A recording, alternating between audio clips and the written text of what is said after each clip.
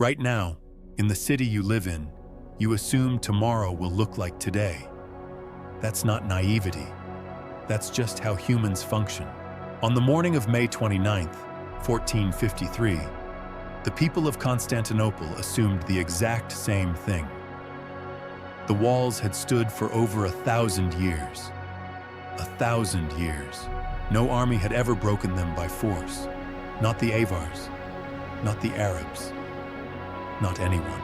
You went to sleep in a city that was still yours. When you woke up, the voices in the street had changed. The language had changed. And after 1,000 years, one morning, it wasn't enough. If you were there, what would you have done? Run, fight, or quietly accept it? To understand that morning, you have to understand the walls first. Because the walls are the whole reason anyone believed the city was safe. Built under Emperor Theodosius II in 413 AD, the Theodosian walls were actually 3 walls, not 1. A moat first, then a low outer wall, then an inner wall nearly 12 meters high, studded with 96 towers. For 1,000 years, this system had survived Attila's Huns, 2 Arab sieges, and armies that outnumbered the defenders many times over. If you lived inside those walls, you didn't think of them as stone. You thought of them the way you think of gravity, a fact of life, something that simply held. Now imagine you're not a soldier. You're a weaver or a baker or a fisherman's wife. Someone with no say in imperial politics, just a person trying to get through the week. By early April 1453, you'd have noticed something wrong. Refugees pouring in from the countryside, grain prices rising, church bells ringing at hours they never used to ring. And then, on April 6th, an army arrived outside the walls that no living person in the city had ever seen the size of. Estimates put it between 60,000 and 80,000 soldiers.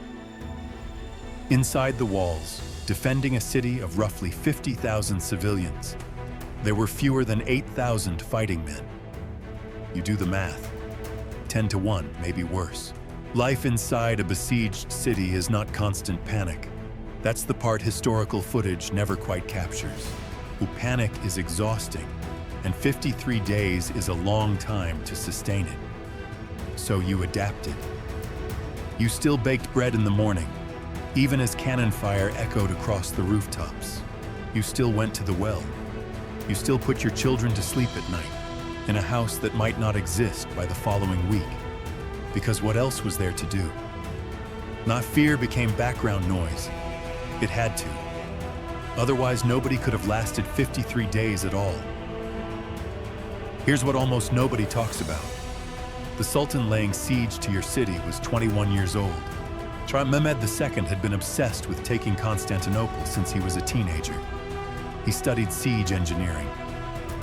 He hired a Hungarian engineer named Orban, a man who had actually offered his services to the Byzantines first. They couldn't afford him. Mehmed could. Orban built him a cannon nearly 27 feet long, capable of firing a 600-pound stone ball. It took 60 oxen and 400 men just to move it into position. When it fired, according to accounts from the time, the sound could be heard from 10 miles away, and people miscarried from the shock of it. For weeks, that cannon and dozens of smaller ones pounded the same sections of wall over and over, day after day. And every night, the people inside the city did something the attackers didn't expect. They rebuilt. Men, women, children, monks, all of them hauling rubble and timber into the gaps under torchlight, patching a 1,000-year-old wall with whatever they had left. This wasn't heroism in the way movies show it. This was exhaustion. This was people who simply refused to stop, because stopping meant the end. There was one other problem. The Golden Horn, the natural harbor on the city's northern side, was blocked off by a massive iron chain stretched across its mouth. No ship could get through it. This should have protected the city's weakest side, and then Mehmed did something almost nobody saw coming. In a single night, he had his engineers grease wooden logs and physically drag over 70 ships overland, across a hill, bypassing the chain entirely, and launched them directly into the harbor behind it. The defenders woke up to an enemy fleet inside water they thought was sealed off. If you were watching from the walls that morning, you'd have understood, maybe for the first time, that this wasn't a siege you were going to win by waiting it out. There was one more turning point, and it's rarely mentioned, but without it, the walls might have held longer. A Genoese commander named Giovanni Giustiniani had arrived months earlier with 700 professional soldiers, and he had personally taken charge of the most critical section of the defense. Contemporary accounts credit him with holding that section against relentless attacks for weeks. On the final morning, during the last assault, Giustiniani was seriously wounded and had to be carried from the wall to a ship for treatment. When the defenders saw their most trusted commander leaving the line, panic did what 53 days of cannon fire hadn't managed to do. It broke their formation. Within minutes, Ottoman soldiers found a gap and began pouring through it. One wounded man leaving a wall changed the outcome of an empire. And here's the strangest part of the whole story, the part that rarely makes it into the summary. The last Roman emperor, Constantine XI, the man who had ruled a fading empire for 4 years, spent the final hours of Byzantine history the same way any of his soldiers did. On the night of May 28th, after leading a final procession through the streets, through Hagia Sophia, past crowds who understood exactly what the next morning might bring, he removed his imperial regalia. He put on the armor of an ordinary soldier, and he walked to the walls to fight beside the men defending them. What happened to him after the walls fell has never been confirmed. No body was ever positively identified. The last Roman emperor in an unbroken line stretching back to Augustus simply disappeared into the chaos of his own city's final morning.